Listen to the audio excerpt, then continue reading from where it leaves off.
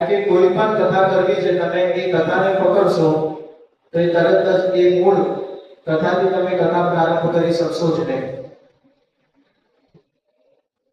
આ જ વસ્તુ મેં કાલે તમને એક સરળ શબ્દોમાં કીધી હતી કે એક કથા અગર જો મારે કરવી છે તો એ કથા કેટલાય એવા અલગ અલગ ટુકડા થયેલા છે જેમાં વિભાજિત છે એ અલગ અલગ મુદ્દાઓ પકડીને આપણે બધી વસ્તુઓ સમજી શકીએ છીએ.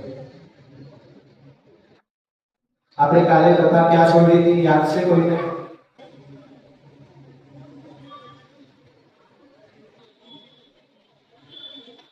જો મારાથી આપણે બધા આટલા દિવસથી મળીએ છીએ તો આપણે બધા એક મિત્ર સ્વરૂપે જ છીએ.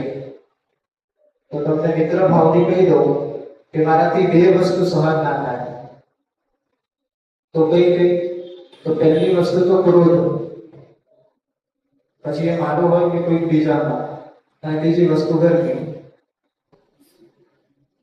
તો આજે ગરમી બહુ છે, બસ એ ગરમીના પ્રતાપથી કાલે આપણે કથા ક્યાં છોડી હતી હું ભૂલી ગયો છું.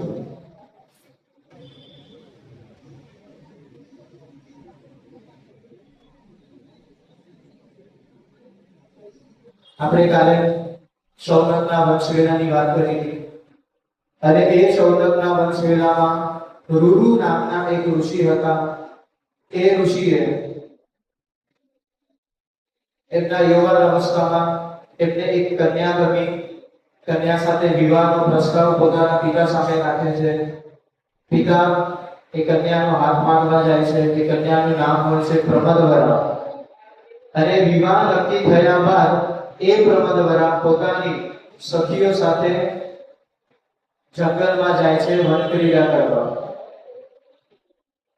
હવે એ જંગલમાં જાય છે ત્યારે એ સમયે બન્યું એવું કે વનક્રીડા કરતા કરતા એ પ્રમદવરાનો પગ સર્પ ઉપર પડી ગયો અને એ સર્પે પ્રમદવરાને દંશ માર્યો. અને એ દંશ માર્યા બાદ અહીંયા રૂરુ વિલાપ કરે છે. વિલાપમાં અમુક સંકલ્પો કરે છે કે આ પ્રમદવરા જીવતી થઈ જાય. અને સાથે સાથે સંકલ્પ કર્યા બાદ દેવદૂતો આવે છે અને એને આશ્વાસન આપે છે કે આ એમને જીવતી પાછી થશે નહીં, તારું અડધું આયુષ્ય તારે એને આપવું પડશે. રૂરુ તૈયાર થાય છે, અડધું આયુષ્ય આપે છે. અડધું આયુષ્ય આપવા બાદ આ પ્રમદવરા પુનઃ જીવિત થાય છે અને પુનઃ જીવિત થયા પછી આ બંનેના લગ્ન થાય છે. અહીંયા આપણે આ કથાને કાલે વિરામ આપ્યો હતો.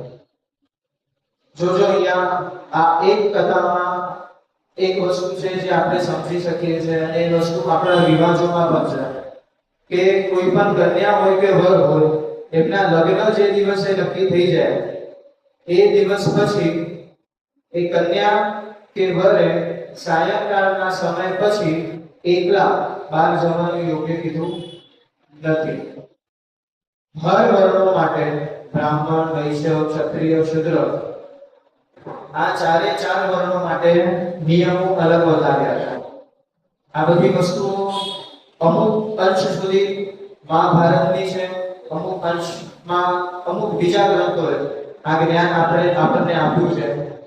તો આમાં એવું છે કે વર્ણોથી વર્ણ અલગ અલગ બધા નિયમો ભેદ છે. કે અગર જો બ્રાહ્મણ છે તો લગ્ન નક્કી થયા બાદ આટલા દિવસ આટલા માસ નો અંતર બાદ લગ્ન તરત જ કરી દેવા જોઈએ. જો વૈશ્ય વર્ણનો છે તો આજે લગ્ન થાય છે તો આટલા અંતર પછી લગ્ન હોવા જોઈએ. એ રીતના બધા નિયમો છે. અમુકને 7 મહિના આપ્યા છે, અમુકને 12 મહિના એટલે કે 1 વર્ષ આપ્યું છે, અમુકને 18 મહિના આપ્યા છે. એવી રીતના બધા માટે થઈને અલગ અલગ નિયમો છે. લગ્ન આજના સમયમાં બહુ હલકી વસ્તુ બની ગઈ છે. પૈસો થાય છે ગગડો 50-50 લાખ. હમણાં જ મારા યજમાનમાં સગાઈ કરાવવા ગયો તો 6 તારીખે માત્ર સગાઈમાં 8 થી 10 લાખ આપ્યા. પ્રેમથી ખાવું પીવું જલસો કરવો સારું છે. એ બધી વસ્તુઓ હોવી જોઈએ અગર જો ઈશ્વરે પૈસો આપ્યો છે તો. પણ સાથે સાથે અમુક જે આ ગ્રંથો આપણને લગ્નના નિયમો બતાવે છે એ લગ્નના નિયમ અગર જો આપણે ના ચૂકીએ ને તો એ બધી વસ્તુ વધારે સારી છે. થોડીક મહાભારતથી હટીને એક વાત કરી દઉં, આપણા મગજમાં આવી જાય, સમય પણ છે આજે. તો લગ્નનો સૌથી પહેલો નિયમ કે જે સમય પર વર મંડપમાં પ્રવેશ કરે છે એ સમય પર દ્વાર ઉપર ઊભા રહીને એને પહોંચવામાં આવે છે. અહીંયાથી બધા રિવાજો અલગ પડે, જેમ જેમ બધા સમાજ અલગ પડતા ગયા એ પ્રમાણે રિવાજો અલગ બદલાતા ગયા. પણ જે મુખ્ય છે એ વસ્તુ પર આપણે વાત કરીએ તો મુખ્ય એમ છે કે જે જગ્યા પર દ્વાર શાખા છે, જે જગ્યા પર તોરણ બાંધ્યું છે એ તોરણની નીચે ઊભા રહીને વરરાજાને પહોંચવામાં આવે કે આજના યુગમાં એમ કહે કે એ હોલમાં કે મંડપમાં પ્રવેશ કરે એના પહેલા એને એક વોર્મ વેલકમ આપવું જોઈએ, એક સ્વાગતના ભાવથી આપણે એને પહોંચીએ છીએ. અત્યારે અગર જો સમજી લઈએ તો ઠીક છે, પણ મૂળ વસ્તુ આપણે સમજીએ કે આંબા અને આસોપાલવના પાનના નીચે જ કેમ, અને તોરણ આંબા અને આસોપાલવનું જ કેમ?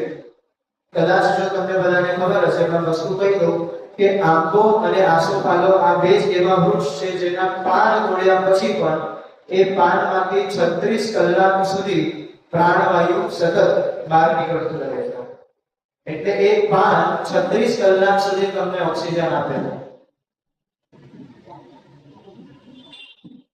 હવે ઓક્સિજનની કેટલી આપણને જરૂર છે આપણને બધાને જ ખબર છે. જે સમયે વરરાજા પહોંચવા માટે આવે છે એ સમય પર આંબા અને આસોપાલવના પાન નીચે એને એટલા માટે જ ઊભા રાખવામાં આવે છે કે સૌથી વધારે પ્રાણવાયુ એને મળે. પછી આપણે ઇન્ડિયાથી પહોંચીને હે ને, હવે એ ઇન્ડિયામાં આપણે શું વાપરીએ? લો ક્યાંથી? પેલા કેટરેજ વાળાએ પૂરી બનાવી એના પાસેથી માગીને લાવીએ. કાં તો આજે ડેકોરેશન વાળી બધી વસ્તુઓ પર આવી ગઈ છે. મેં તો ત્યાં સુધી જોયું છે કે ઓલા છોકરાઓના સ્માઇલી વાળા સ્પંચ બોલ રમે ને એવા નાના નાના બોલને ઇન્ડિયા બનાવીને કપડાથી સીવીને બધા લોકો કારીગરી કરે છે. તો ટૂંકમાં આ ઇન્ડિયાની વર્ગે માથાના વાળથી લઈને અંગૂઠા સુધી આપણે આમ એને ફરાવતા હોઈએ છીએ. કેટલા ઇન્ડિયા હોય? 4. હવે એ 4માં જો આ બધી મહાભારતની વાતો નથી પણ એમને થોડું જ્ઞાન મળી જાય આપણને. એ 4માં બે ભાગ પાડ્યા છે. બે ઇન્ડિયા જે હોય એ ભાતના હોય. હવે આપણે ઇન્ડિયા કહીએ પણ મૂળ નામ એનું ઇન્ડ છે. અને ઇન્ડ એટલે કે એમ કહેવાય કે જે વસ્તુ ભાતમાંથી બનાવેલી છે અને એ કેવી હોવી જોઈએ? તો પ્રાણવાયુ વાળી હોવી જોઈએ અને પુષ્ટિવર્ધક હોવી જોઈએ. અને એ વસ્તુ આપણને બધાને ખબર છે કે ભાત તો ઠીક, પણ ભાતનું જે ઓસામણ હોય છે, પાણી હોય, માત્ર એ પીએ ને તો પણ આપણને કેટલી શક્તિ મળે. એટલે એ વસ્તુ ભાતથી બનવામાં આવે. અને પછી પિંડ્યા જે આપણે પિંડ વાળીએ એ શેનો હોવો જોઈએ? બીજા જે બે છે તો એ કીધું છે કે ભસ્મનો હોવો જોઈએ. કયા ભસ્મનો? તો માત્ર ને માત્ર ગાયના છાણાના ભસ્મથી પિંડ બાંધવામાં આવવા જોઈએ. અને શુકરમાં ગાયનું છાણ અહીંયા કીધું, કોઈ બીજી વસ્તુનો પણ પિંડ કહી શકતા હતા, એટલે નોર્મલ લાકડાની રાખ એનો પિંડ કહી શકતા હતા, પણ નહીં, ગાયના છાણાના અગ્નિથી જે એ છાણું ભસ્મમાં પરિવર્તિત થયું હોય અને ભસ્મથી તમારે પિંડ બનાવવાનો અને પિંડ પછી આ ઉતારવાનો છે. શું કરવા? તો આ પણ એ જ વસ્તુ માટે કે જે સમય પર છાણું હોય એ છાણું ખાલી માત્ર છાણું હોય ને એ છાણામાંથી 26% પ્રાણવાયુ બહાર નીકળે. હવે એ છાણું જ્યારે બળી જાય, એ બળ્યા બાદ જે ભસ્મ તૈયાર થાય, એ ભસ્મ જ્યારે તૈયાર થાય ત્યારે એ ભસ્મમાંથી 58% પ્રાણવાયુ બહાર નીકળે છે. અને એમાં પણ એમ કીધું છે કે અગર જો એ ભસ્મ શિવાગ્નિની હોય, શિવાગ્નિ એટલે જે કુંડમાં કે જે દ્રવ્યમાં બીલીપત્રના વૃક્ષની લાકડીઓ અને આ છાણું ભળાવીને જે રાગ તૈયાર થાય એને શિવાગિરી કીધી છે. અને અગર જો એવી શિવાગિરી કરી છે તો 63% આપણને પ્રાણવાયુ કે ભસ્મમાંથી મળે છે. અને જે વ્યક્તિઓ જાણકાર હોય એ વ્યક્તિઓ આ ઉપાયો કરે પણ છે. આપણે જે બ્રાહ્મણો જે ભસ્મ લગાડે, ચલો બ્રાહ્મણોની વાત તો છોડી દો, આપણે શિવની જ વાત કરીએ. શિવનું રહેવાનું ક્યાં? કૈલાસમાં. આપણે જ્યારે ચારધામ જઈએ તો ઓક્સિજનના બાટલા લઈ જઈએ છીએ. કેમ? કારણ કે ત્યાં પ્રાણવાયુ ઓછું છે. એ જ પ્રમાણે કૈલાસમાં પણ પ્રાણવાયુ ઓછું છે અને એ પ્રાણવાયુની ખપત ના થાય એટલા માટે શિવ સદા શિવાગ્નિની ભસ્મ પોતાના શરીર પર લગાડે છે. બાકી જે ચિતાની જે રાખો છે ને એ તો બીજા માટે છે. કઈ લગાડે છે? શિવપુરાણમાં ઉલ્લેખ છે. એ રાગ શિવ લગાડે છે. કેમ? કારણ કે પ્રાણવાયુ મળતું રહે છે એના માટે. તો ટૂંકમાં વાત એવી હતી અહીંયા કે લગ્ન થયા બાદ ઘરની બહાર નીકળાય નહીં. તો એ પ્રમાણે અહીંયા આ રૂરુએ પોતાનું અડધું આયુષ્ય આપ્યા બાદ પોતાની પત્ની પ્રમદવરાને જીવતી કરી, પ્રમદવરાને જીવતી કરી અને પછી એની પત્ની તરીકે એને સ્વીકારીને એમના લગ્ન થયા. હવે લગ્ન થયા બાદ આ રૂરુને જે રોષ જે જૂનો હતો એ તો મનમાં હતો જ. દ્વેષ, કઈક વેર લઈ લો. હવે એ જ વેરની ભાવનાથી એ રૂરુએ નક્કી કર્યું કે હું સદાય કાયમ માટે મારા હાથમાં લાકડી રાખીશ અને જે પણ જગ્યાએ હું જઈશ અને જ્યાં પણ મને સર્પ મળશે ને ત્યાં હું બધા સર્પોને મારી નાખીશ. આ શરૂ કર્યું અને આને પણ એક પ્રકારનો સર્પયાગ જ કહેવાય. જે જન્મેજયે કાલે પ્રશ્ન પૂછ્યો તો કે પૂર્વકાળમાં કોઈએ સર્પયાગ કર્યો છે? એ કથા કહેવા માટે આ શ્રવણના આખો વંશ વિસ્તાર કર્યો અને એના પછી આ ગુરુની વાત આપણને અહીંયા બતાવી. આ ગુરુએ પણ અહીંયા એક આવા પ્રકારનો સર્પયાગ કર્યો હતો. હવે એ સર્પયાગ કરવામાં અસંખ્ય એવા સર્પોને એને મૃત્યુ કરી મારી દીધા. હવે બન્યું એવું કે એક વૃદ્ધ સર્પ આ ગુરુના સમીપ આવીને ઉભા રહ્યા. ગુરુ લાકડીથી મારે છે પણ એ સમય પર ગુરુ ઉભા રહી ગયા અને એમને માર્યું નહીં. અહીંયા સર્પનું નામ બતાવવામાં આવ્યું છે ડુંડુબ. ડુંડુબ જાતિનો એક સર્પ છે. તો હવે જે સમય પર આ ગુરુએ આ સર્પને છોડી દીધા ત્યારે સર્પ ગુરુને કહે છે કે તમે આ દુષ્કૃત્ય નહીં કરતા. કયું દુષ્કૃત્ય? મને છોડી દો. કેમ? કારણ કે તમારા હાથેથી જ મારું મોક્ષ લખાયું છે અને આ બધી જે ઘટનાઓ થઈ હતી એ મારા મોક્ષના માટે જ થઈ હતી અને તમારે મારી હત્યા કરવી જ પડશે. તમે મારી હત્યા કરશો ત્યારે જ મારું મોક્ષ થશે. તો અહીંયા આ ગુંડુ આ ગુરુ ઋષિને આખી કથા વાંચી કરે છે. કઈ કથા કહે છે કે મને કયા પ્રકારથી શ્રાપ લાગ્યો હતો? ત્યારે એમ કહે છે કે પૂર્વ સમયમાં હું એક બ્રાહ્મણ હતો અને મારો મિત્ર પણ એક બ્રાહ્મણ હતો. તો એ મિત્રને હસાવવા માટે થઈને મેં એક એવી દોરી એના ગળામાં નાખી દીધી અને એવું લાગ્યું કે આ સર્પ છે એ ડરી ગયો અને ડરમાં ને ડરમાં મને એને એ શ્રાપ આપ્યો કે આવતા જન્મમાં તું સર્પ યોનિમાં જન્મીશ.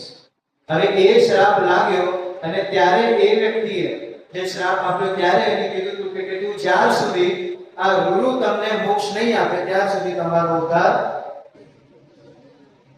તમારો નથી.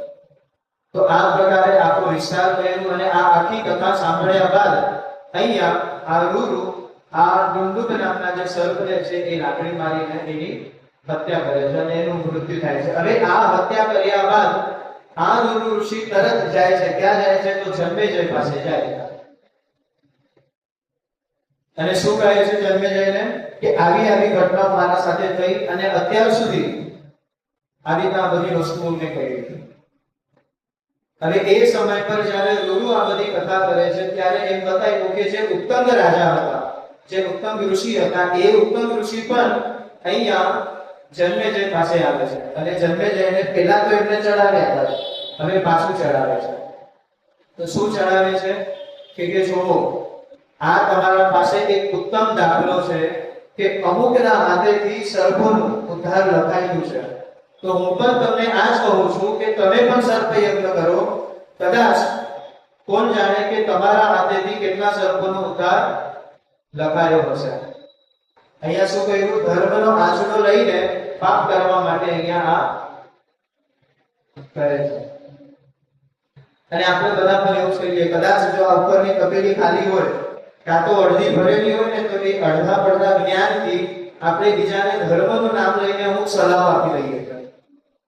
આપણને એમ લાગે કે હું એકદમ ઉસ્તાદ છું, હું બહુ વિદ્વાન છું, મેં આને આ વ્યક્તિને આ પ્રેરિત કર્યું આ વસ્તુ કરવાનું. પણ આપણે કે એ વ્યક્તિ એ વસ્તુ વિચારતા નથી કે આપણે નામ ધર્મનું લઈ લઈએ છીએ, પણ એ વસ્તુ શું સાચી છે, શું સત્ય છે, શું ધર્મના માર્ગ પર આ ચાલવા જેવી વસ્તુ છે. અને અહીંયા પણ આ જન્મે છે આ વસ્તુથી, ઉત્તમ ઋષિથી આ વસ્તુથી પ્રેરિત થઈ જાય છે. અને ત્યારે જન્મે છે એનું જે કદાચ આવી વસ્તુ હતું કે હા આપણે કરશું, એ વસ્તુ હવે પ્રબળતા તરફ જાય છે. પણ હજી એ મન માનતું નથી સર્પયાગ કરવાનું, તો હજી પ્રમાણો માંગે છું કે મને હજી પ્રમાણો આપો, જેથી હું વસ્તુને પ્રબળથી વિચારી શકું અને એક નિર્ણય લઈ શકું કે હા ભાઈ ખરેખર સર્પયજ્ઞ કરવો જોઈએ કરીને. તો ત્યારે હવે આપણે આગળ યાત્રા વધે છે. જોજો, આપણે આદિ પર્વ જે મહાભારતનો પહેલો પર્વ છે, એ આદિ પર્વનો આપણે અહીંયા વિરામ લઈએ છીએ. પૂર્ણ કર્યો હું નહીં જ કહીશ. કેટલા દિવસ થયા આપણને? 7-8 દિવસ થઈ ગયા. એ 7-8 દિવસમાં આપણે આદિ પર્વનો માત્ર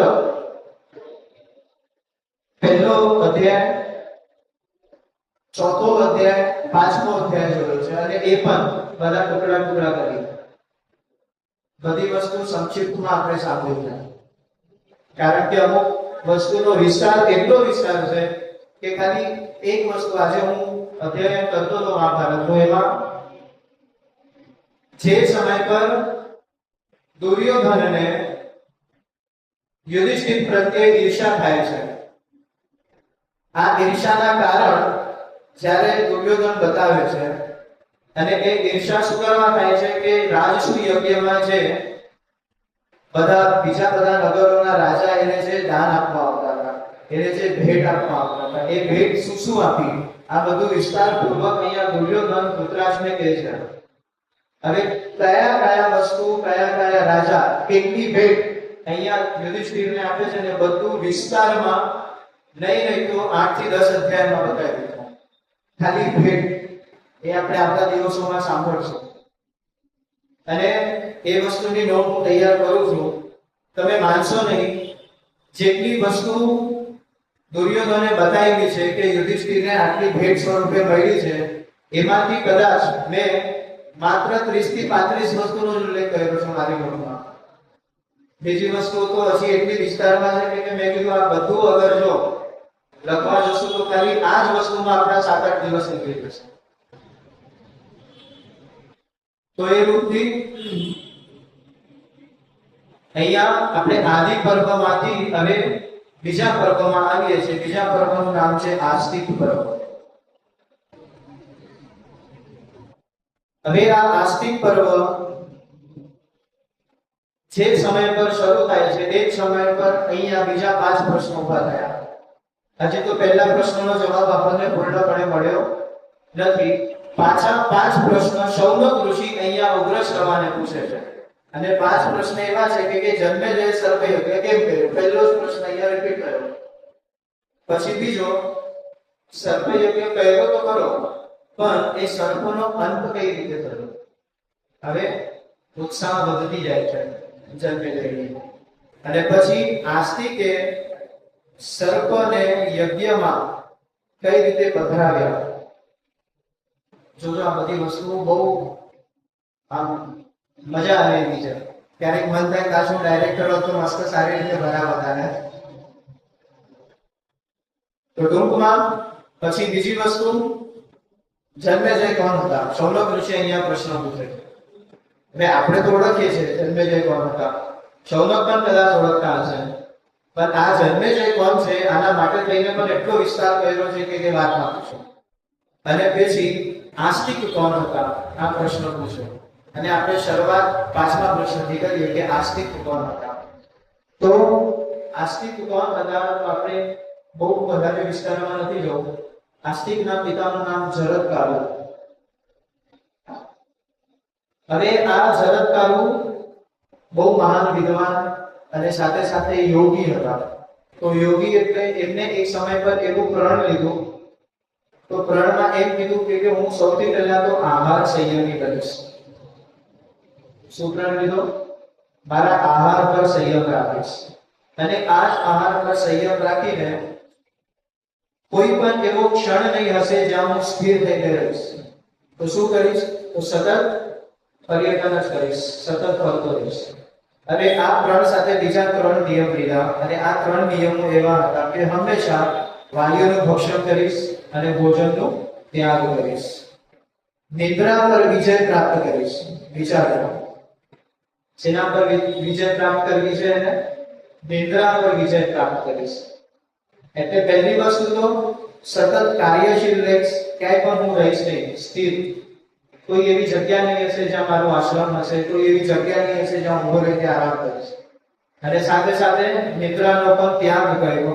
અને પછી એ જ પ્રમાણે અત્યંત તેજસ્વી એવી પ્રજ્વલિત અગ્નિને પ્રજ્વલિત કરી અને એ અગ્નિને સતત પોતાના સાથે રાખે. આપણે આપણો મોબાઈલ ભૂલી જઈએ. આ ઋષિઓ સતત અગ્નિને પોતાના સાથે રાખતા. અને બન્યું એવું કે આ પર્યટન કરતા એક સમય પર આ જરત્કારુને એમના પિતામાં એટલે કે દાદા દેખાયા. તો ક્યાં દેખાયા? તો વૃક્ષ પર ઊંધા લટકતા, એટલે કે માથું નીચે અને પગ ઉપર. હવે એ ઊંધા લટકતા એમને દેખાયા એટલે અહીંયા આ બંનેનો સંવાદ ચાલુ થયો. જરત્કારુએ એમના દાદાને પૂછ્યું કે તમે અહીંયા કેમ, તમે આ રીતે અહીંયા શું કરવા લટકો છો? આ દિશા અને આ દશા તમારી શું કરવા થઈ? ત્યારે એ જે ઊંધા લટકતા હતા એમને એમ કીધું કે આ તો હું એકલો છું, જરા આગળ જાઓ. એટલે આવા તને 60,000 ઊંધા લટકતા દેખાશે. કેટલા? 60,000 વ્યક્તિઓ ઊંધા લટકતા દેખાશે.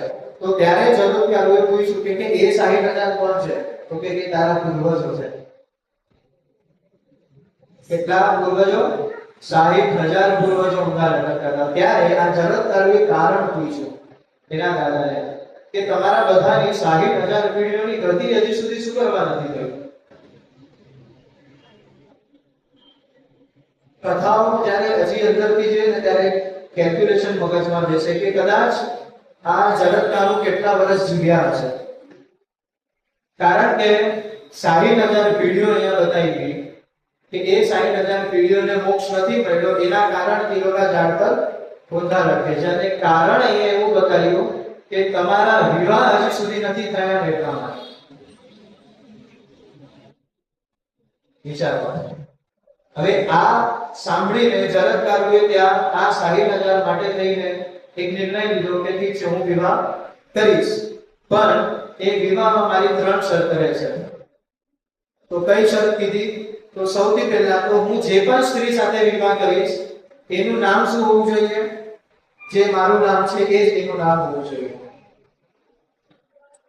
જેમ કે આપણે આજે જોઈએ છે કિરણ, છોકરાનું પણ નામ હોય અને છોકરીનું પણ નામ હોય, એવા અમુક નામો છે. તો એમાંથી આ જરત્કારુએ કીધું કે હું જે પણ સ્ત્રી સાથે, જે પણ કન્યા સાથે વિવાહ કરીશ એનું નામ પર જરત્કારુ હોવું જોઈએ. બીજી વસ્તુ શું? તો એ જે જરત્કારુ જે કન્યા હશે એના ભાઈઓ સામેથી મને એના કન્યાને ભિક્ષા સ્વરૂપે આપીને જતું રહેવું પડશે.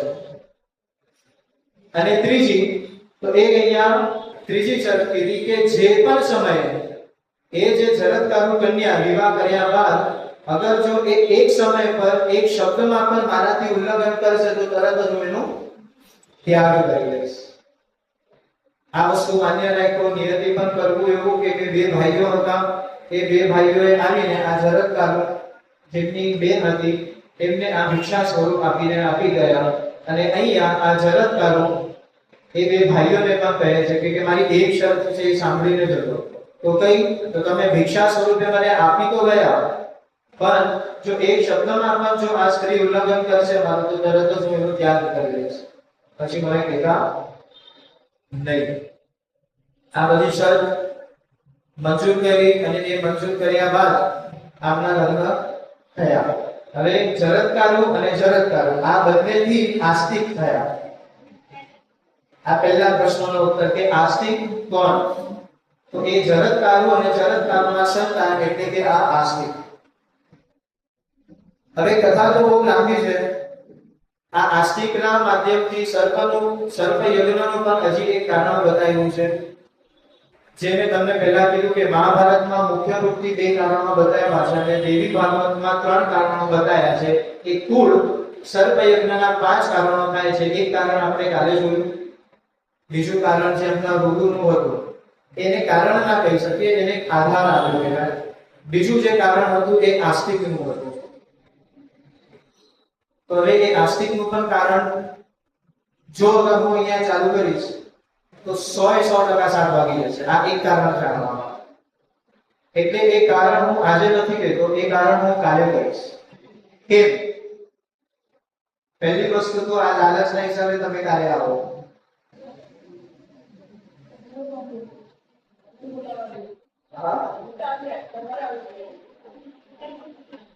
હું તો આવું છું, અમુક સમય એવું થઈ જાય. અને બીજી વસ્તુ કે આ કાલે આનું કારણ કહેવાનું કારણ એટલું કે કાલે એક એવી કથા આવવાની છે જેના માધ્યમથી એ બંને કથા આપણને સમજાય છે. મેં કાલે કીધું ને બધું ટુકડા લઈને આ પઝલ છે.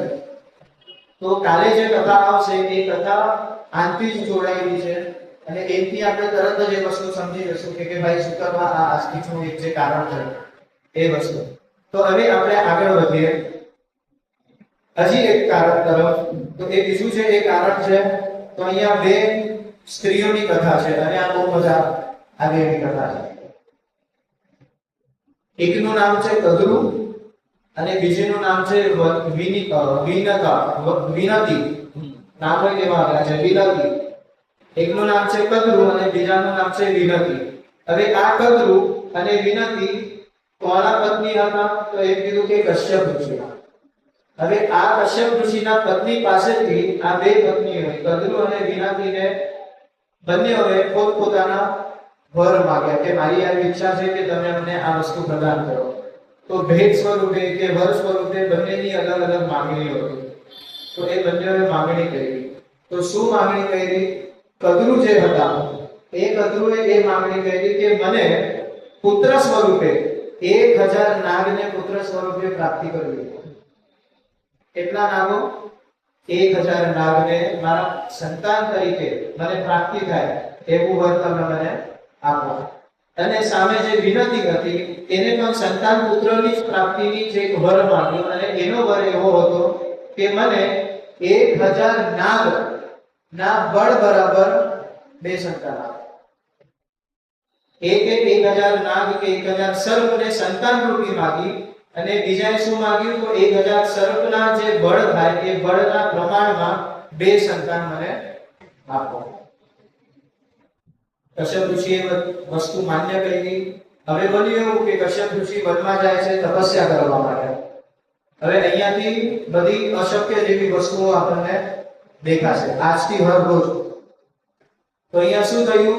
કશ્યપ જાય છે વનમાં, આ બંને પત્ની પોતાના ઘરમાં છે. હવે બન્યું એવું કે એ વનમાં તપસ્યા કર્યા બાદ આ કશ્યપ ઋષિએ પોતાનું જે વીર્ય હતું એ વીર્ય રાજ્યમાં મોકલાવ્યું.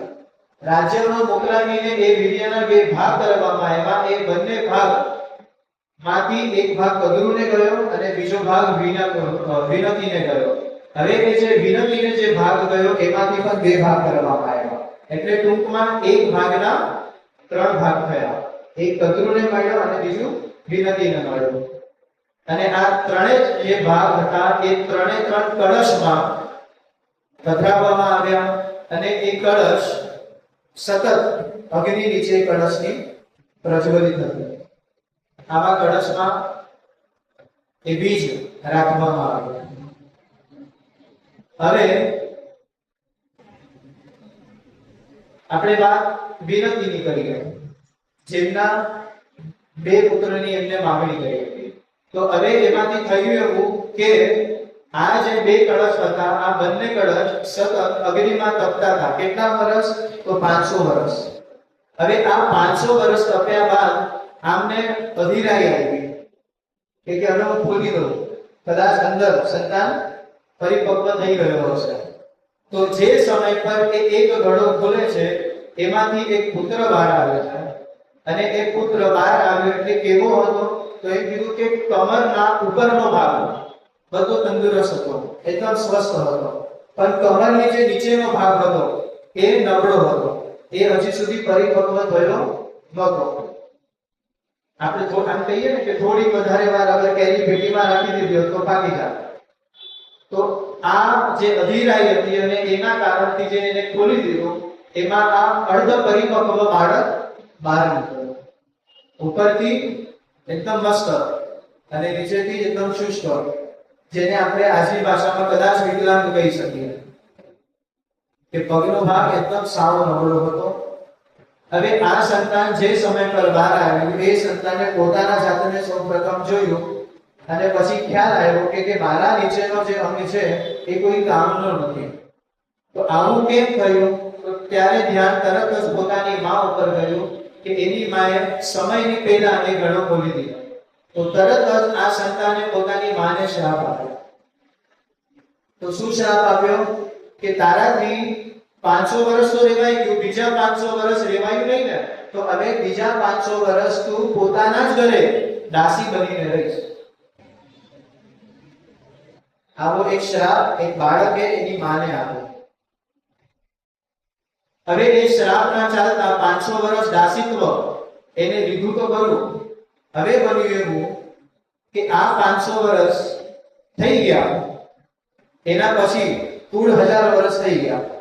હવે 1000 વર્ષ પછી એને જે ઓલો બીજો ગળો હતો, એ બીજો ગળો હવે એને ખોલ્યો અને એ જે બીજા ગળામાંથી જ્યારે ખોલે છે ત્યારે એ ગળા બીજા ગળામાંથી ગરુડ બહાર આવે છે. અને ત્યારે ગરુડ અને આ એની માં વિનતી, એનો આખો સંવાદ છે વિસ્તારપૂર્વક. તો એ સંવાદમાં વિનતી કરે છે. જો આપણા માટે કેટલું સરળ પડ્યું કે બે પત્ની હતી, બંને પત્નીએ પોતપોતાનો વર માંગ્યો, એકે 2 સંતાન માંગ્યા અને બીજાએ 1000 સર્પ માંગ્યા. હવે આપણને ખબર પડી ગઈ કે 1000 સર્પ ઉત્પન્ન થયા, પણ કઈ રીતે થયા એ ત્યાં નહોતું બતાવ્યું, એ 4-5 અધ્યાય પછી બતાવ્યું. તમને તરત જ ખબર પડી ગઈ. તો એ ક્યાં બતાવ્યું હતું? તો અહીંયા બતાવ્યું હતું, જે સમય પર ગરુડ અને આ વિનતીની આખો સંવાદ આવ્યો. ત્યારે વિનતી કહે છે કે મેં એક સમય પર તારા પિતા પાસેથી આવો પ્રણ માંગ્યો હતો અને સાથે સાથે કદરુએ પણ માંગ્યો હતો. તો મારા એક સંતાનમાંથી એક સંતાન 500 વર્ષ પહેલા આવી રીતે ઉત્પન્ન થયો, મને શ્રાપ આપ્યો, 500 વર્ષ મેં રાહ જોઈ અને તારી ઉત્પત્તિ થઈ. અને જે સમય પર તારી ઉત્પત્તિ થઈ અને એ જ સમય પર સાથે સાથે કદરુને જે 1000 સર્પ સંતાન તરીકે પ્રાપ્ત થવાના હતા, એ પણ અહીંયા કદરુને 1000 સંતાન સર્પના રૂપમાં પ્રાપ્ત થાય છે. તમને બધાને ખરેખર કહું છું, એવું કોઈ મને એવું જોઈતું નથી કે તમે મારી વાહવાહી કરો, પણ આ જે કથા છે એ નહીં તો 45 થી 50 અધ્યાયોમાં છે અને એનો એક ક્રમ સેટ કરવા માટે મને નહીં તો 7 થી 8 કલાક પાકા લાગ્યા છે. હવે એ 7-8 કલાકની કથાને 1 કલાકમાં ન્યાય આપવો બહુ અશક્ય છે. આ એટલી વિશાળ કથા છે આ વાળી. ગરુડનો જે આખો સંવાદ છે, ગરુડે જે કહ્યું આપણે સમજશું, પણ બસ મારી એક અનુરોધ તમારા બધાથી એટલો જ છે કે એ 7 કલાકની મહેનત જો હું તમને 1 કલાકમાં આપું છું, તો એ 1 કલાકમાંથી 10 મિનિટ તો 10 મિનિટમાં તમે બધા શાંતિથી શ્રવણ કરો. તો બન્યું એવું કે અહીંયા ગરુડ જન્મ લે છે, 1000 સર્પ જન્મ લે છે.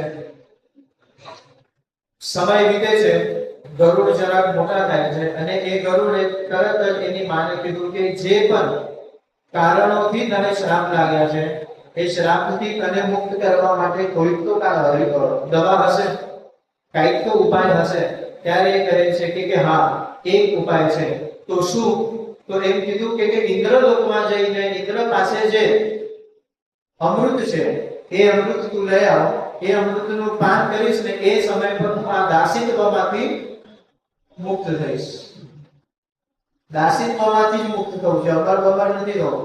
ખાલી દાસિત્વમાંથી મુક્ત થવા માટે કહીને અમૃત માંગ્યું છે. હવે સમયો હજી પસાર થાય છે. આ કદરું અને વિનતી આ બંને સાંજના સમય પર બસ એમ જ બહાર શોપિંગ કરવા નીકળે છે માર્કેટમાં.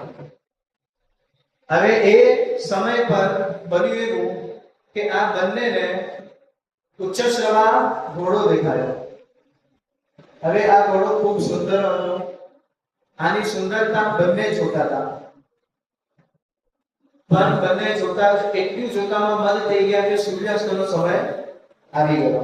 હવે સૂર્યાસ્તનો સમય આવ્યો એટલે બે પ્રકાશ ત્યાં મળે, એક તો અંધારું અને બીજું અજવાળું. તો જે અજવાળું હતું એ ઓછું થતું હતું. એ સમય પર કદરુએ શું કીધું કે આ જે ઘોડો છે એની પૂંછ કેટલી મસ્ત છે. તો આ હા પાડી કે હા, પૂંછ બહુ સારી છે. પછી અહીંયા કદરુ એમ કહે છે કે એની પૂંછ કાળી છે. અને અહીંયા વિનતી શું કહે છે કે ના, એની પૂંછ કાળી નથી, એની પૂંછ કેવી છે? શ્વેત વર્ણની, એટલે કે સફેદ છે. હવે આ કાળી સફેદમાં આ બંને વાજ્યા અને એના કારણથી અહીંયા શરત લાગી. તો શરત શું લાગી? કદરુ કહે છે કે કાળી છે અને ઓલી કહે છે કે ગોરી છે. તો શરતમાં એવું કહ્યું કે હવે કાલ સવારનો જે સૂર્યોદય થશે ને એ સૂર્યોદયના રોશનીમાં આપણે પ્રકાશમાં આપણે જોશું કે આની પૂંછ કાળી છે કે ગોરી છે. વિનતી હા પાડી, કોઈ વાંધો નહીં. બીજા દિવસનો સૂર્યોદય થયો, પણ આ અંધારામાં આજે રાત્રે કદરુએ એક યુક્તિ કરી. તો કદરુએ શું યુક્તિ કરી? તો કદરુના જે 1000 સર્પ જે સંતાન રૂપી હતા એ બધા સર્પોની સભા બેસાડી અને બધા જ સર્પોને શું કીધું કે તમારે મારું એક કામ કરવાનું છે. તો શું કામ કરવાનું છે? કે કાલ સવાર પડે એ પહેલા ઓલા ઘોડાના પૂંછમાં જેટલા પણ વાળ છે એ બધા વાળમાં એક 1000 સંતાન જઈને વિટાઈ જજો, જેથી એ સફેદ પૂંછ કાળી દેખાય. વિચારો કે એ કેવી કથાઓ છે. હવે બની રહ્યું કે આમાંથી અમુક સર્વો પણ સારા હશે, અમુકે ના પાડી કે તમારા ખોટી વસ્તુઓમાં અમને વચ્ચે નહીં પાડો, અને અમુકે એમાં હા પાડી અને ખોટી વસ્તુઓમાં એમને સાથ આપ્યો. જેમને સાથ આપવો હતો એ તો પૂછડામાં હરેક વાળમાં જઈને વિટાઈ ગયા, જેમને સાથ નહોતો આપ્યો એ જતા રહ્યા. આ વસ્તુ આજે બધા યાદ રાખજો કે અમુક સર્પોએ સાથ નહોતો આપ્યો એ જતા રહ્યા. આની કથા પછી આવશે. આ વસ્તુ આપણે હોલ્ડ પર રાખીએ. હવે બીજા દિવસને સવાર પડી, આ પાછી બંનેને ચર્ચા થઈ કે કાળી છે સફેદ છે, કાળી છે સફેદ છે. હવે કાળી પણ નહોતી અને સફેદ પણ નહોતી, અડધી કાળી અડધી સફેદ. હવે આ વાત ચાલતા આ કદરુએ કીધું બોલ જીત્યું કોણ? વિનતી વિચારી ઘોડીએ કીધું કે હા ભાઈ ઠીક છે, તું જીતી ગઈ. બસ આટલી જ કથા છે, બોલી જીતી ગઈ. હવે તરત જ ગરુડની કથા આવે છે. હવે ગરુડની કઈ કથા? તો ગરુડ ક્યાં જવાના હતા? અમૃત લેવા માટે જવાના હતા. હવે એ પૃથ્વીલોકથી ઇન્દ્રલોક સુધીના આખા ગરુડનો પ્રવાસ વિસ્તારમાં બતાવ્યો છે. અને વિસ્તાર એટલે તમે સાંભળતા કંટાળી જાઓ કે આ બધી વસ્તુની પણ શું જરૂર હશે કે વ્યાસજીએ આ બધી વસ્તુ આમાં ઉલ્લેખ કર્યો. મેં પહેલા પણ કીધું હતું કે આ મહાભારત ગ્રંથ ખાલી કોઈ એક વર્ણનો વ્યક્તિ માટે નથી. આપણે એમ કહીએ ને કે જે પ્રમાણે એક ગુજરાતી થાળી છે એમાં તમને બધો સ્વાદ મળી જશે. ખાટો ગણો, મીઠો ગણો, તીખો ગણો, બધો જ સ્વાદ એક થાળીમાં હોય ને તો એ ગુજરાતી થાળી. એ જ પ્રમાણે હર વ્યક્તિ હર ભિન્ન ભિન્ન મતિવાળા વ્યક્તિઓ માટેનો કોઈ એક શાસ્ત્ર હોય ને તો આ મહાભારત. આમાં બધી જ વસ્તુઓ મળશે. તમને જ્ઞાન જોવે છે આમાં મળશે, વિજ્ઞાન જોવે છે આમાં મળશે, શિલ્પીકારની જે વસ્તુઓ છે એનું જ્ઞાન જોવે છે એ પણ આમાં મળશે. એટલા માટે થઈને આ વ્યાસજી આટલો વિસ્તાર કર્યો. હવે વિસ્તારમાં આપણે ટૂંક જ બધી વસ્તુઓને સમજશું કે એ જે અમુક સર્પો હતા જે એમની માતાને 7 નખો આપ્યો એ યાદ રાખજો. હવે ગરુડની આપણે કથા શ્રવણ કરીએ તો ગરુડ તરત જ અહીંથી જાય છે ઇન્દ્રલોક તરફ.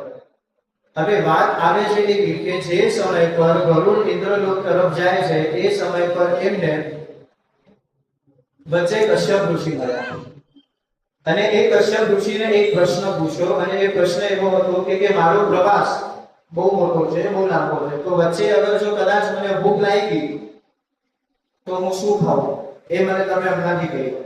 તો ત્યારે એમ કહે છે કે તમે જે માર્ગમાં જશો એ માર્ગમાં બહુ મોટું એક જંગલ દેખાશે. એ જંગલના જીવોને નિષાદ જાતિના જીવ કહે છે. એ નિષાદ જાતિના વર્ણના જીવને તમે ભક્ષણ કરી શકો છો.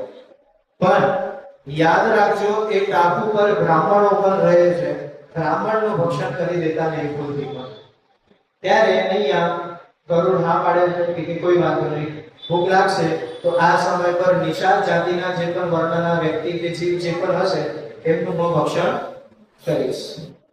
હવે આગળ જાય છે, ઉપરથી જોવે છે, કદાચ કોઈ એમને લાગ્યું હશે કે આ નિષાદ જાતિનો છે તો એમનું ભક્ષણ કરી દે. હવે એમનું ભક્ષણ કર્યા બાદ એમના પેટમાં અગ્નિ ઉત્પન્ન થઈ. હવે જે સમય પર ગરુડના પેટમાં અગ્નિ ઉત્પન્ન થઈ એ સમય પર એમને કશ્યપનું જે વાક્ય હતું એ યાદ આવ્યું અને એમને એવું મહેસૂસ થયું કે કદાચ મેં ભૂલ કરી છે. તો શું ભૂલ કરી છે? તો કે નિષાદ જાતિ નું મારે ભક્ષણ કરવાનું હતું. આ અગ્નિ પ્રજ્વલિત મારા પેટમાં એટલે થાય છે કે કદાચ કોઈ બ્રાહ્મણ વર્ણના જીવને મેં ભક્ષણ કરી દીધું. હવે બન્યું એવું કે એમને જે ભક્ષણ કરી દીધું હતું એ ભક્ષણ જે જીવને કર્યો હતો એ જીવ બહાર આવ્યા.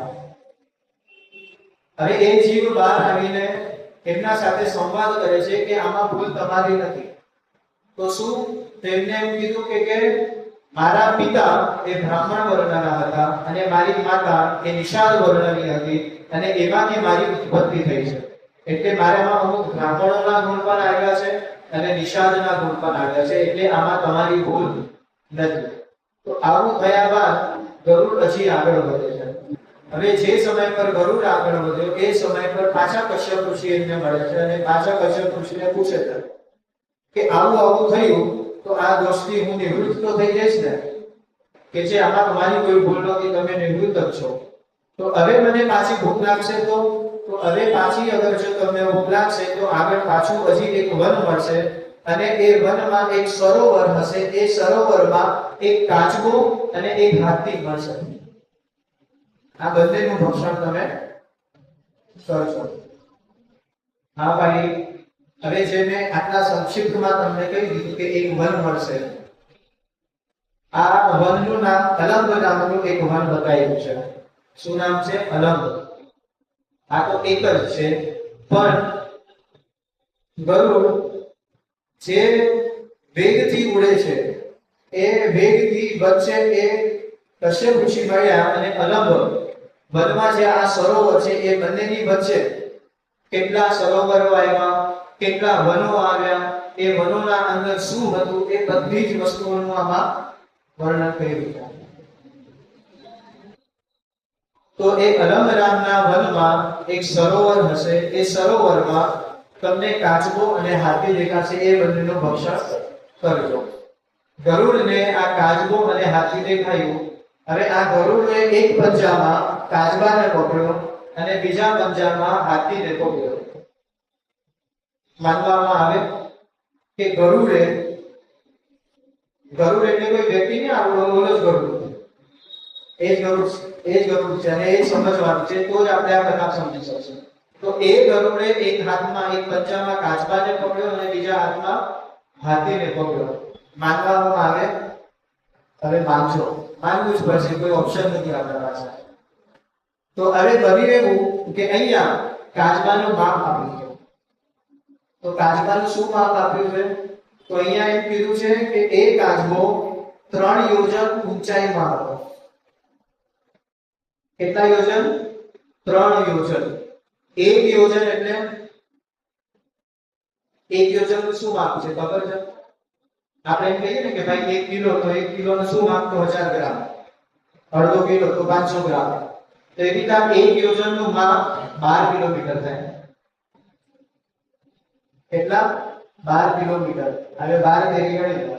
તો એ રીતે આ 3 યોજન ઊંચાઈમાં હતો. કોણ? તો કાચબો. અને બીજી વસ્તુ તો એમ કીધું કે 10 યોજન પહોળાઈમાં હતો. આવા કાચબાને ગરુડે પકડ્યો. હવે ગરુડનું માપ શું હશે વિચાર? એ માપ આગળ આવશે, આપણે બધું સસ્પેન્સ ધીમે ધીમે ખોલશું. તો ટૂંકમાં અહીંયા આ કાચબાનું માપ બતાવ્યું અને પછી હાથીનું પણ માપ બતાવ્યું. તો શું કીધું છે કે હાથી 6 યોજન ઊંચો હતો. 6 યોજન ઊંચાઈ સાથે સાથે 12 યોજન લાંબો હાથી હતો.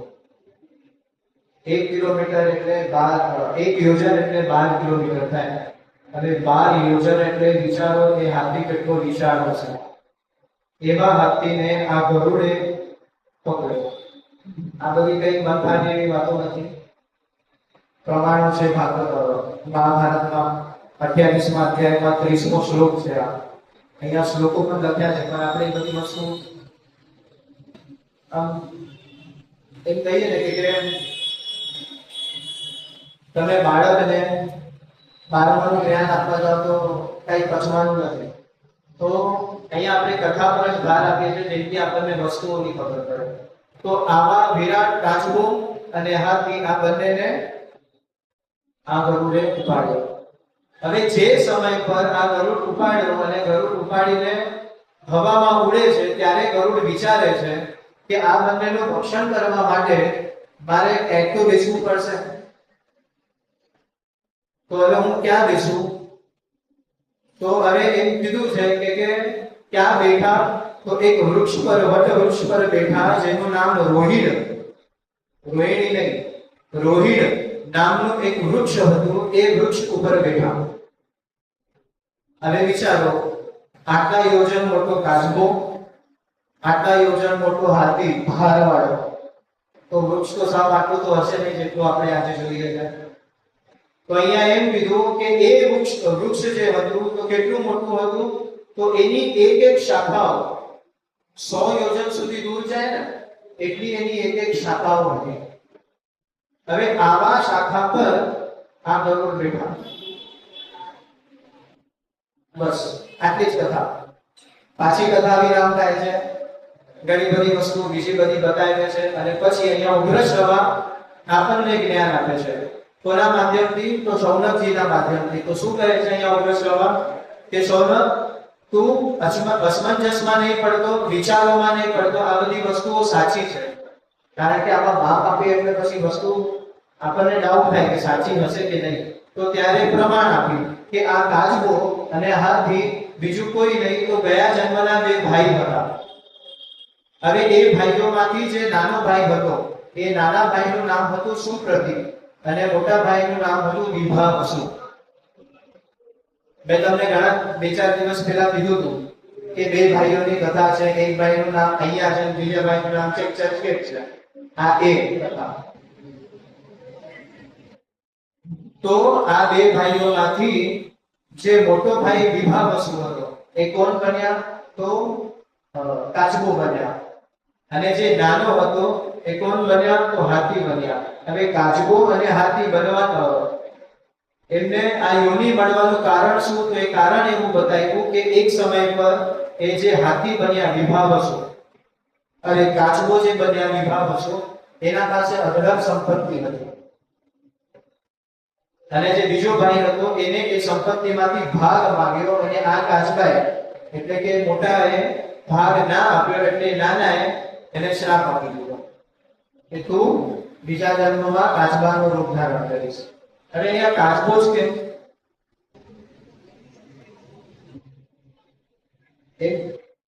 અમુક વસ્તુ કીધી હોય, અમુક વસ્તુ સમજવી પડે અને એ સમજણ પોતાની બુદ્ધિ કે પોતાના તર્કથી ના ચાલે, બીજા ગ્રંથોના માધ્યમથી ચાલે. કાચબો માત્ર એક એવું પ્રાણી છે જે પોતાના અન્નને તો પ્રેમ કરે જ છે, પણ સાથે સાથે સૌથી વધારે પ્રેમ કરતો હોય ને તો પોતાના શરીરને. એટલા માટે એને એક વિશેષણ આપવામાં આવ્યું છે કે કાચબો કેવો, તો એને એમ કીધું છે કે બધી વસ્તુ પોતાના કાબુમાં લઈને રાખે. તમે જોજો કાચબાના ઉપર આંગળી પણ અડાડશો ને તો પણ એ આખી ઇન્દ્રિયોને ભેગી કરી દેશે. આજે ભેગું કરવાની જે વૃત્તિ હોય ને એ કાચબાની બતાવી છે.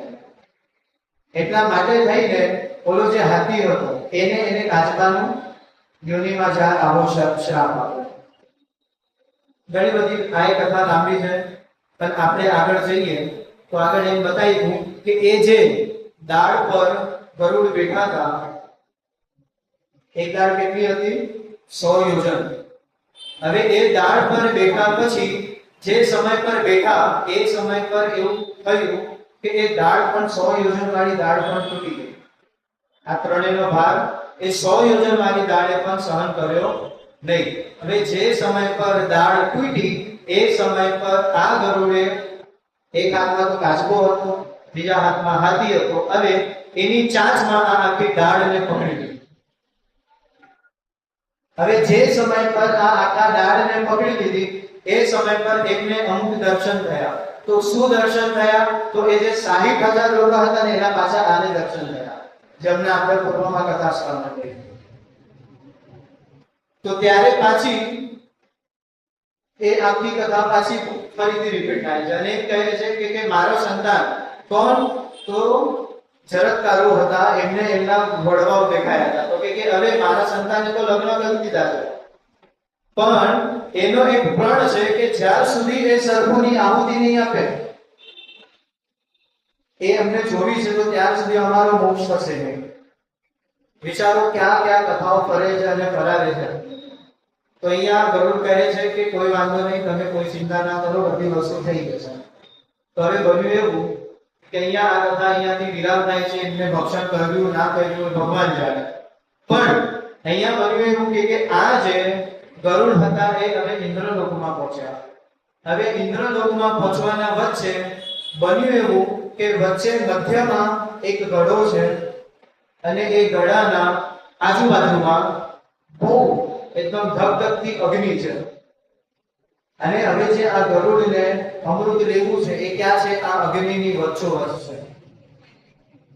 ત્યારે આ ગરુડ વિષ્ણુની ઉપાસના કરે છે અને એમના માધ્યમથી એ જાણે છે કે આ અગ્નિ અહીંયા કઈ રીતે આવી, પ્રજ્વલિત કઈ રીતે થઈ. તો હવે એમાં બતાવ્યું એવું કે ઓલા જે આસ્તિક હતા ને એ આસ્તિકે જે કદરુના જે સર્પરૂપી જે સંતાન હતા, જેને ખોટામાં એમની માતાનો સાથ નતો આપ્યો, બધા સર્પોને આમાં ઉભી દીધા હતા.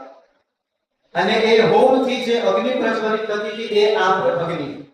હવે આ જોઈને તરત જ ગરુડને ઓલા 60,000 ની યાદ આવી કે અહીંયા સર્પની આહુતિઓ કઈ ગઈ છે, એટલે ત્યાં ઓલા 60,000 ને મોક્ષ મળી ગયો છે. તો પાછી એ કથા આવે છે. વિચારો કેટલું અહીંયા એમાંથી બી, બી માંથી સી, સી માંથી એ, પાછું એમાંથી સી, એવું જ ચાલે છે. આટલી ખબર પડી ગઈ આપણને. આ બધી વસ્તુ બહુ એક એક પોઈન્ટ થી આપણે સમજીએ છીએ, કારણ કે બહુ વિસ્તાર કરવા જશું તો શક્ય બહારની વસ્તુ છે. તો હવે આ અમૃતનો ઘડો કોને લેવાનો છે? ગરુડને લેવાનો છે. પણ એક દુવિધા છે. તો દુવિધા શું? તો આ અગ્નિ. આ અગ્નિ એ દુવિધા છે. હવે અહીંયા એવું બતાવ્યું છે કે આ સમય પર ગરુડે શું કર્યું? તો એમ કીધું કે દશે દિશામાં જે અગ્નિ હતી એ અગ્નિને શાંત કરવા માટે દશે દિશાઓમાંથી પાણીનું ભક્ષણ કરે છે. અને પાણીનું ભક્ષણ કર્યા બાદ એક જ સમય પર આ અગ્નિમાં પાણી ફેંકે છે અને એથી આ આખી અગ્નિ શાંત થાય. હવે શું તમને લાગે છે કે આ એક મુક્તિ શક્ય હશે? આ મહાભારત છે. આપણા શક્ય કે વિચારશીલના બહારની વસ્તુ છે. તો અહીંયા બતાવ્યું છે કે આ ગરુડે એ સમય પર 81,000 મુખ ધારણ કર્યા છે. કેટલા? 81,000 મુખ ધારણ કર્યા. અને એ ધારણ કર્યા બાદ અગ્નિમાં નદીઓમાંથી પાણી લઈને એ અગ્નિમાં પાણી વપરાયું. અગ્નિ શાંત થઈ અમૃત લીધું. આ અમૃત લીધું, આ બધું કર્યા. જે કહ્યું એ બધી નજર કોની નજર આના પર હતી? તો એમ કીધું કે વિષ્ણુ ભગવાનની નજર આ ગરુડ પર હતી. તો ત્યારે વિષ્ણુ આવે છે, આના પર પ્રસન્ન થાય છે કે તે તારી માને શ્રાપથી મુક્ત કરવા માટે આટલું બધું કર્યું, તો આજે હું પ્રસન્ન થાઉં છું, તું માંગ, તારે મારા પાસેથી શું જોડે છે. તો ત્યારે ગરુડે કાંઈ માંગ્યું નહીં. તો શું માંગે છે? તો એમ કીધું કે મને માત્ર તમારો જે રથ છે ને એ રથના ઉપર ધ્વજા પર સ્થાન આપો. ગરુડે આટલું માંગ્યું. આ એક વસ્તુ માંગ્યું અને બોનસમાં વિષ્ણુ ભગવાને એ વરદાન આપ્યું કે આજથી તું મારું આભાર. એટલે આપણે કહીએ મંગલમ ભગવાન વિષ્ણુ મંગલમ ગરુડ ધ્વજ. આ બધા કઈ શ્લોક જે બોલીએ છે એમને કઈ કોઈ લખી નથી દીધા. આ બધા શ્લોકોના પાછળ આટલી મોટી મોટી કથાઓ હોય. તો એ ગરુડને પોતાના રથ ઉપર સ્થાન આપ્યું. સ્થાન આપ્યા બાદ પોતાનું વાહન તરીકે બનાવ્યું. અને હજી એ કથા પૂરી નથી થતી. હવે શું થાય છે? આ અમૃતનો ઘડો લઈને અહીંયા પૃથ્વી પર આવે છે. પણ પૃથ્વી પર આવતા પહેલા વચ્ચે કોણ મળે છે?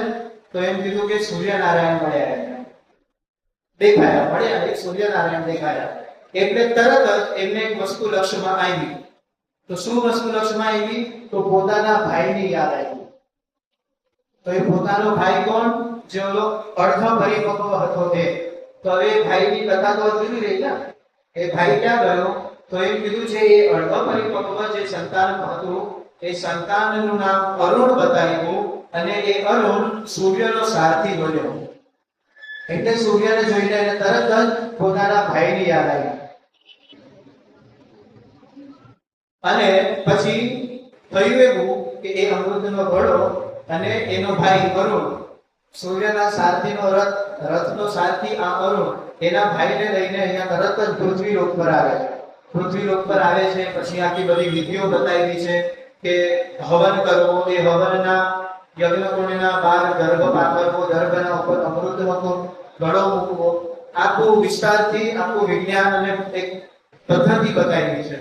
અને પદ્ધતિ પછી અહીંયા કદરુને શ્રાપ મુક્ત કર્યો. આપણે બહુ ટૂંકમાં સમજી લીધું.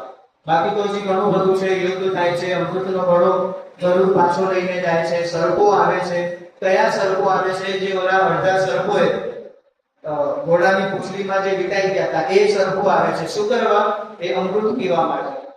પણ ગરુડ તો ગરુડ પાછા લઈ ગયા હોય છે. તો એ આખી બહુ વિસ્તારપૂર્વક આ કથા છે. તો એ સર્પો દર્ભને ચાટે છે. કેમ કે કદાચ જો ટીપું પડી ગયું હોય તો એ ટીપું પણ પાડે તો અમે અમર થઈ જઈએ. તો એ દર્ભને ચાટતા ચાટતા એમની જીભ કપાઈ જાય છે અને ત્યારથી એમની જીભના બે ફાટા પડે. તમે દર્ભને આમ હાથ ફેરવશો ને કાંઈ નહીં થાય, પણ ઊંધી આંગળી ફેરવશો ને એટલે તમને કાકા કાકા જેવું લાગશે. એટલે ટૂંકમાં આવી બધી મોટી કથાઓ છે. પણ અહીંયા તરત જ પાછો સૂર્યનો ગુસ્સો અહીંયા બતાવવામાં આવે છે. તો સૌનક એમ પૂછે છે કે આ બધી ઘટના થઈ તો સૂર્ય ક્રોધિત કેમ થઈ ગયા? તો ત્યારે એમ કીધું કે સૂર્યના રથના સારથી અગર કોઈ લઈ જાય તો ક્રોધિત થાય જ ને. ડ્રાઈવર ના હોય તો બોસ ગુસ્સે થાય કે ના થાય? થાય જ ને. ત્યારે અહીંયા બ્રહ્માજીના માધ્યમથી આપણને એક જ્ઞાન આપવામાં આવ્યું છે કે સૂર્ય માત્ર પ્રકાશથી તેજમય નથી, પણ એનો ક્રોધ બહુ છે. એ ક્રોધને શાંત કરવા માટે કોઈ એક એવો વ્યક્તિ હોવો જોઈતો હતો જેના માધ્યમથી સૂર્યનો સતત ક્રોધ શાંત રહે. આ કથાઓ કેટલી જોડાયેલી છે. તો એના માટે થઈને આજે અર્ધ પરિપક્વ જે અરુણ નામનો જે સારથી બન્યો એને એક વરદાન હતું. તો શું વરદાન હતું? કે એના પીઠને જે પણ જોશે ને એનો ગુસ્સો શાંત થઈ જશે. એટલા માટે થઈને આ અરુણ અહીંયા સૂર્યના સારથી બને છે. રથ પર પાછળ સૂર્યનારાયણ બેઠા છે અને આ આગળ બેઠા છે. સૂર્યનારાયણની દ્રષ્ટિ કમર પીઠ પર પડે છે અને જેથી એમનો ક્રોધ ઓછો થયો. અને જે સમય પર અરુણને આ ગરુડ લઈ ગયા હતા એ સમય પર એનો ક્રોધ બહુ વધી ગયો, અને એ ક્રોધ વધ્યો એના કારણે શું શું થયું એ પણ આમાં બતાવ્યું. તો જે વસ્તુ આપણે સ્કીપ કરી દઈશું. કાલે આ પ્રમાણે અહીંયા જે ઓલા જે અડધા સર્પો હતા એ સર્પ અગ્નિમાં બળીને મરી ગયા. હવે કાલે અમુક વસ્તુ આપણે છોડી દીધી હતી, એ વસ્તુ આજે સાંભળી લઈએ કે કાલે આપણે બધાએ જોયું હતું કે સર્પના કેટલા પગ, કેટલા હાથ ને કેટલા સાંધા, હે ને? કેટલા જણ હતા કાલે? કોઈ નહોતું? હાથ પ્રેમથી ઊંચો કરવાનો, જરાય શરમ રાખવાની નહીં. કેટલા લોકો નહોતા? ઓહો, તો સાંભળવી છે આ બધી વસ્તુઓ પાછી કે સર્પ કઈ રીતનો હોય. આપણે એકદમ ફાસ્ટ ફોરવર્ડ સાંભળી લઈએ કે ભવિષ્ય પુરાણમાં 5 અધ્યાય આપ્યા છે, એમાં આખો સર્પોનો વિસ્તાર બતાવ્યો છે કે સર્પ કેવા કેવા હોય. અડધી આપણે શ્રવણ કર્યું હતું કાલે અમે, અને અડધું બાકી છે, પણ એ અડધી દવા કઈ મજા નહીં આવે, એટલે આપણે આખી જ દવા પાછી આજે લઈ લઈએ. તો એમાં એમ કીધું છે કે જેઠ અને અષાઢ માસમાં સર્પો રતિક્રિયા કરે, અને એ રતિક્રિયા કર્યા બાદ વર્ષા ઋતુના જે 4 મહિના આવે છે એ 4 મહિનામાં સર્પો અંડા આપે. આ બધી વસ્તુઓ ભવિષ્ય પુરાણમાં બતાવી 5 અધ્યાય રાખવાના છે. અમુક અધ્યાયનું વાંચન પણ કર્યું છે. તો 4 માસમાં અંડા આપે, અને એક સર્પિણી એક સમયમાં 240 અંડા આપે. જો આપણું વિજ્ઞાન હમણાં આ બધી વસ્તુઓ શોધ કરીને બહાર પાડે છે, અને વ્યાસજીએ આ બધી વસ્તુઓ આટલા વર્ષો પહેલા પુરાણોમાં રચી દીધી અને લખી દીધી. પછી સર્પની રોજ એક અંડો ખાઈ જાય, એ તો આપણને બધાને ખબર છે. એક સર્પનું આયુષ્ય 120 વર્ષ હોય. 7 દિવસ થાય એટલે એક સર્પને દાંત આવે. 21 દિવસ થાય એટલે એમનામાં વિષ આવે. અને એક સર્પને 240 પગ હોય. હવે એ 240 પગ કેટલા માપના હોય? તો માપ બતાવ્યું કે ગાયની જે રૂવાટી હોય એ રૂવાટીના માપ બરાબર 1 પગ હોય. આવા 240 પગ સર્પોને હોય છે.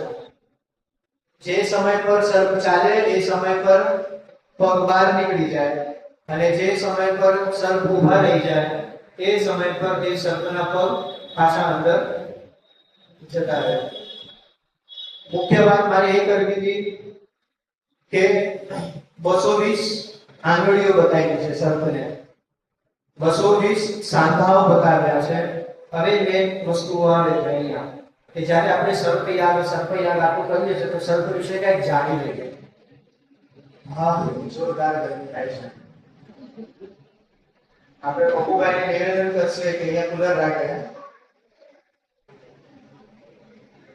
ટૂંકમાં સર્પને 1 મુખ, 2 જીભ, 32 દાંત અને 4 દાઢ હોય છે. આપણને જે 4 દાઢ અહીંયા હોય એ 4 દાઢ સર્પોને આગળના ભાગમાં હોય છે. આ 4 દાઢોના નામ બતાવ્યા છે. એક દાઢનું નામ છે મકરી, બીજાનું નામ છે કરાલી, યમદૂતી અને કાલરાત્રી. હવે મેં મુદ્દા પર આજે આપણે લાગીએ કે સર્પ અગર દંશ મારે તો એના કારણો કેટલા? તો અહીંયા મુખ્ય રૂપથી અહીંયા બતાવવામાં આવ્યું છે કે સર્પ 8 જ કારણ છે કે સર્પ તમને દંશ મારશે. આ 8 થી 9 કોઈ કારણ નથી. તો અહીંયા 8 કારણ બતાવ્યા. તો કયા કયા કારણ બતાવ્યા? સૌથી પહેલા પગ નીચે દબાઈ જવાથી. અગર જો આપણી ભૂલથી પગ નીચે સર્પ દબાઈ જાય તો એ દંશ મારે, જે કદરૂનું થયું. પછી પૂર્વનો કોઈ વેર હોય તો એને ભયની અનુભૂતિ થાય તો, કાં તો મદ અને કામ વાસના એ સર્પમાં ઉત્તેજિત થઈ ગઈ હોય તો તમને દંશ મારે. એ સર્પને ભૂખ લાગી હોય તો તમને દંશ મારે. કાં તો સર્પના શરીરમાં વિષનો આવેગ એટલો વધી ગયો હોય તો સર્પ તમને દંશ મારે. સંતાનની રક્ષા કરવા, સર્પ એના સંતાનની રક્ષા કરવા માટે તમને દંશ મારે, કાં તો છેલ્લું કારણ કાળની પ્રેરણાથી. અને આ કાળની પ્રેરણાથી એટલે તક્ષક અને પરીક્ષક. આવા 8 વસ્તુઓ બતાવેલી છે. આમાંથી બહુ એક વસ્તુ સારી વસ્તુ છે કે વેર વાળવું. આ પેલા કથા કરી ચૂક્યો છું. જો અગર આ પાછી કથા કરીશ તો સમય પતી જશે આપણો.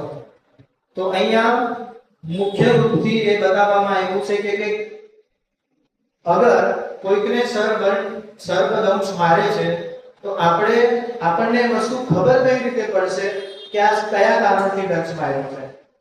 એના ભૂખ લાગી હતી એટલે આપણને દંશ માર્યો, એને આપણાથી ભય લાગતો હતો એટલે આપણને દંશ માર્યો. તો અહીંયા એ બધી વસ્તુઓ પણ બતાવી છે. તો શું બતાવ્યું છે કે જો અગર ઘા ઊંડો હોય તો દ્વેષ ભાવથી એને દંભ માર્યો. બીજો કે એક જ દાંતનું ચિહ્ન અગર છે શરીર પર તો એને ભયથી તમને દંશ માર્યો છે. અગર જો 2 દાઢનું ચિહ્ન છે, 2 દાઢ, આના પહેલા હતું એક દાંત અને હવે આવે છે દાઢ, 2 દાઢનું અગર જો ચિહ્ન હશે તો એને ભૂખ લાગી હતી એટલા માટે એને તમને દંશ માર્યો છે. પછી 2 દાઢનું ચિહ્ન છે પણ લોહી નથી નીકળ્યું તો એનો અર્થ શું સમજવો કે એ સર્પમાં વિષનો આવેગ એટલો વધી ગયો હતો એટલા માટે એમને તમને દંશ માર્યો. પછી 2 દાઢનું છે પણ લોહી નીકળે છે તો શું સમજવું? તો સંતાનની રક્ષા માટે તમને એને દંશ માર્યો છે એવું સમજવું. પછી 3 દાઢનું અગર જો નિશાન તમને હોય સર્પદંશ કર્યા બાદ તો એનું કારણ તો એ કારણ સમજી લો કે પૂર્વનું કોઈ વેર છે એટલા માટે થઈને આ સર્પે તમને દંશ માર્યો છે. અને પછી છેલ્લું છે 4 દાઢ. આ 4 દાઢનું અગર જો ચિહ્ન છે તમારા શરીર પર તો એ કાલની પ્રેરણાથી એમને ડંખ માર્યો છે. અને 4 દાઢનું નિશાન છે એટલે સમજી જવું કે એ જીવ જીવી શકશે નહીં. જૂના કાળમાં સર્પદંશ થાય તો એવા વ્યક્તિઓ પણ આપણા ગામમાં હતા. તો શું કરતા? તો એ મોઢામાં તેલ ભરે. કદાચ જો કોઈએ જોયું હોય કાં તો સાંભળ્યું હોય, એ વ્યક્તિ શું કરે? એ પોતાના મોઢામાં તેલ ભરે, તેલના સાથે સાથે એ તેલના અંદર કપૂર અને બીજી ઔષધિઓ ગરમ કરેલી હોય અને એક એવા તાપમાનમાં એ વ્યક્તિ તેલ પોતાના મોઢામાં નાખે અને એ જ તાપમાનમાં તેલ નાખીને તેલનો કોગળો કરે અને સાથે સાથે અમુક મંત્રો ભણે અને એ મંત્રો ભણ્યા બાદ એ તેલ જે જગ્યા પર દંશ માર્યો હોય એ જગ્યા પર નાખે અને નાખ્યા બાદ તરત જ એને ચૂસી જાય. હવે મંત્રોનો ઉપયોગ થતો હતો તો એ બધું આખું શાસ્ત્ર વિજ્ઞાન છે કે જૂના કાળના વ્યક્તિઓને ખ્યાલ આવી જતો હતો કે આ દંશ કઈ રીતે માર્યો. તો એ કઈ રીતે ખ્યાલ આવતો? તો આ ભવિષ્ય પુરાણના આધારથી આપણને એમને ખ્યાલ આવતો હતો. આપણે તો સીધા ડોક્ટર સિવાયનો આપણો કોઈ છે જ નહીં. તો ટૂંકમાં આ રીતે આજે આપણે આ ભરોડીની આખી કથા સાંભળી, સર્પ વિષય સાંભળી, સર્પનો એક નાનકડો એવો યજ્ઞ થયો એની કથા સાંભળી. હવે અહીંયા વાત અમૃતની હતી તો અહીંયા સૌનક ઉગ્રશ્રવાને પૂછે છે કે એ જે અમૃત હતું એ અગ્નિના વચ્ચે આવ્યું તો ખરું, એ કથા તમે મને કહી, પણ એ અમૃત કયું અમૃત છે? એ જ અમૃત છે જે સમુદ્ર મંથનથી ઉત્પન્ન થયું હતું. અને અગર જો સમુદ્ર મંથનથી ઉત્પન્ન થયું હતું તો એ અમૃત ત્યાંથી ઇન્દ્રલોકમાંથી અહીંયા કઈ રીતે આવ્યું? તમે મને એની કથા વિસ્તારપૂર્વક કહો.